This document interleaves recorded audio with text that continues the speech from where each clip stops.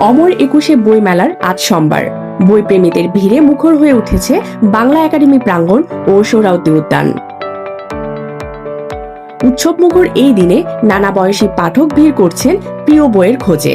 বাচ্চারা এত বেশি সোশ্যাল মিডিয়া গেম এসবে এত বেশি ইনভলভ হয়ে গিয়েছে যে বই পড়ার আগ্রহটা, বই পড়ার ওই নিয়মটা আসলে একদমই এখন নেই।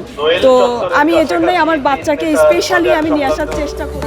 নতুন প্রকাশনা ও প্রিয় লেখকের বই আর উৎসবমুখর পরিবেশ সব মিলিয়ে জমে উঠেছে বই মেলার দ্বাদশ দিনের আয়োজন।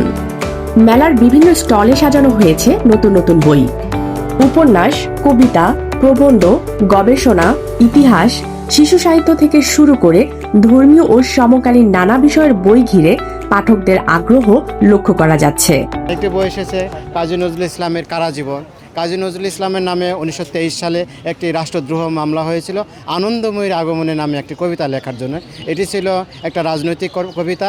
এই কবিতার মাধ্যমে তিনি ব্রিটিশ যে এই দেশের যে উপনিবেশ ছিল, তিনি ভারতবর্ষের স্বাধীনতা চেয়েছিলেন।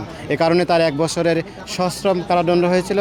কারাদণ্ডের দিনগুলি উনি Hooghly jail, Presidency jail, Alipore central jail এবং বহরমপুর জেলে অতিবাহিত করেন। তার কারাজীবন নিয়ে আমার এই বই। অনেকেই স্টল ঘুরে বই দেখছেন, পছন্দের বইয়ের তালিকা করছেন, আবার কেউ কেউ বই কিনে নিচ্ছেন। নতুন প্রকাশিত বই এবং জনপ্রিয় লেখকদের বইয়ের প্রতি পাঠকদের আগ্রহ চোখে পড়ার মতো। বইমেলার পরিবেশ, নতুন বই দেখতে আর প্রিয় লেখকের বই কিনতে আসছেন পাঠক। তবে তাদের মধ্যে রয়েছে পছন্দের বই না পাওয়ার আক্ষেপ।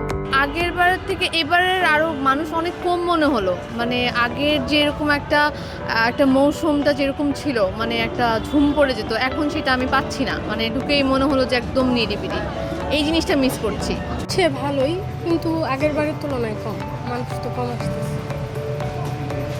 পার্থক্য, আগের বইমেলাতে মানুষের উপচে পড়া ভিড় ছিল, এই বইমেলাতে মানুষ গুনে গুনে খোঁজা লাগছে। নতুন বইয়ের গ্রান আর পাঠকদের পদচারণায় প্রাণবন্ত হয়ে উঠেছে পুরো মেলা প্রাঙ্গণ। বইপ্রেমীদের এই মিলন মেলা চলবে 15ই মার্চ পর্যন্ত, আর সেই আয়োজন ঘিরে প্রতিদিনই জমে উঠছে অমর একুশে বইমেলা।